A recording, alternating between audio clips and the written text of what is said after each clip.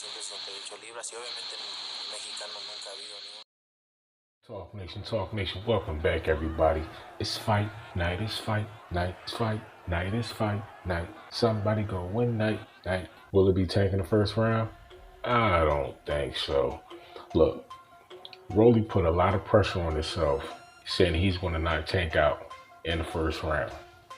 Tank is a better boxer than Rolando Romero. He's also a devastating puncher.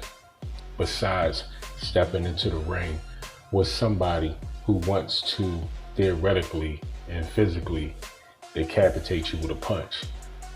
Shout out to Coach Calvin Ford. He has said everything that Rolly has said up until this point in the fight. Tank wants to hit him with a shot. That's a lot of talk. That's a lot of words. So there will be a lot of punches. Will Rolly be able to withstand the onslaught of Tank Davis? Rolando Romero comes into this fight 14-0 with 12 knockouts. Not too bad. He's 26. He's an orthodox fighter. He's 5'8", bit taller than Tank Davis. 68-inch arm reach. Now, Rolando Romero, aka Rolly, great talker. But I just want to remind people, could Rolando, aka Rolly, be making a mistake that Blair, the Flair made? We seen all the talking that he was doing leading up into the fight. And what did he do? He got destroyed. He had the nerve to be calling out Spence, talking about he's ready for boots. And he went into that fight and got destroyed. He talked all that jazz lead up into the fight. And when the fight came, he got folded. And Rolly coming into this fight, will he be the same way? Because Tank not only wants to beat him, Tank wants to make an example out of Rolly. An example. He came into this fight, he was just a bit underweight, great physical shape. He was incredibly focused for this fight. Tank mentally is in a different place. He has matured a lot. We have heard him say he's a father, has 2 beautiful girls. He put a lot of that foolishness that he was doing in the past, he put that behind him. Tank is in a different mind space. But just because Tank he's in a different mind space, his skill is still on another level. And the fact that Rolly does not want to give Tank Davis his respect, he's going to pay for it. Rolly has power, yes. He's the bigger guy, yes. Now, being physical and trying to impose that power on Tank Davis has some advantages, but it also has some disadvantages. Because as I said, Tank is a great fighter and he's a great boxer. So when Rolly tries to impose that will, Tank is quick on his feet, has better footwork than Rolly. So when Rolly tries to come in, he better watch out for that uppercut. Because if Tank catches him with that uppercut, it's over. Tank Davis is one of the most explosive punchers in the game. We seen what he did to Santa Cruz. He had Leo bent in the corner, leg kicked back like he was about to start breakdancing. But Leo, he got sloppy and he got caught. Now, Rolly, some may say he's wild, but he also fights kind of sloppy. So he may throw one of those shots that Leo threw and he may get caught. And when he get caught, it may be lights out.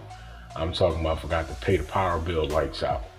That's it. By the time he wake up, half the people probably will be going out the stands. That's how hard Tank is going to hit him. Bop!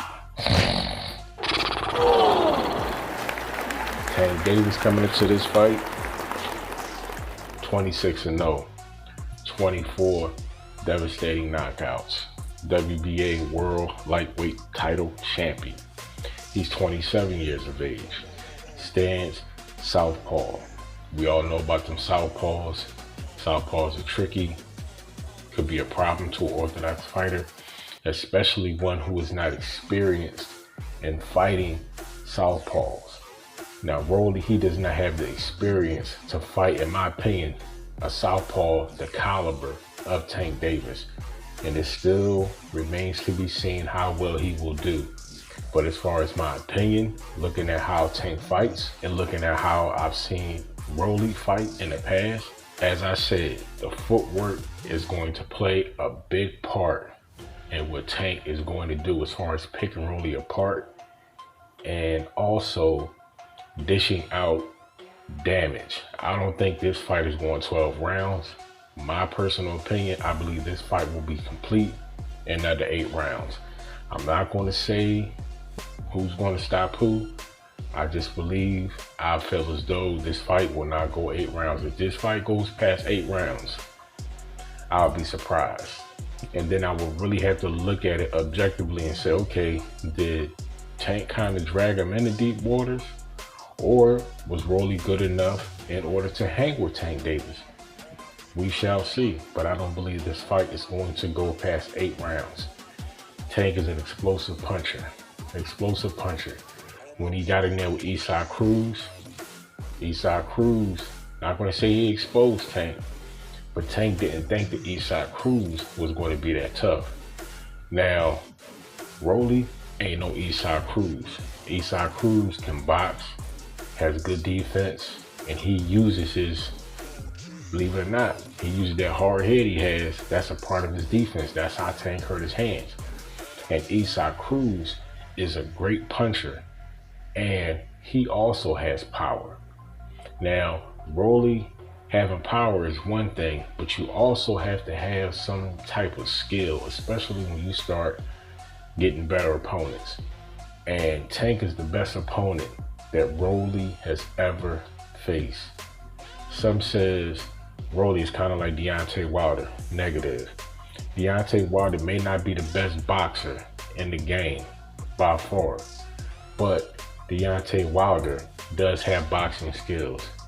Now, he is what you may call a bit awkward, unorthodox. And I always say, because Deontay Wilder, his stance, in my opinion, is be a little bit too wide. He kind of has a stance like a karate man.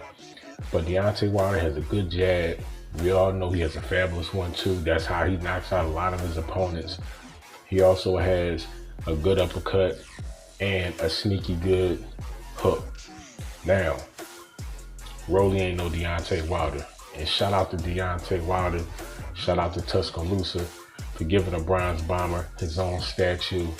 And also for the Bronze Bomber saying that, you know what, I can't go out like that. I'm coming back to the sport. So salute to Deontay Wilder. Always knew he would come back. He just needed some time to reset, get his thoughts together before he got back into the game. But this fight is going to be phenomenal.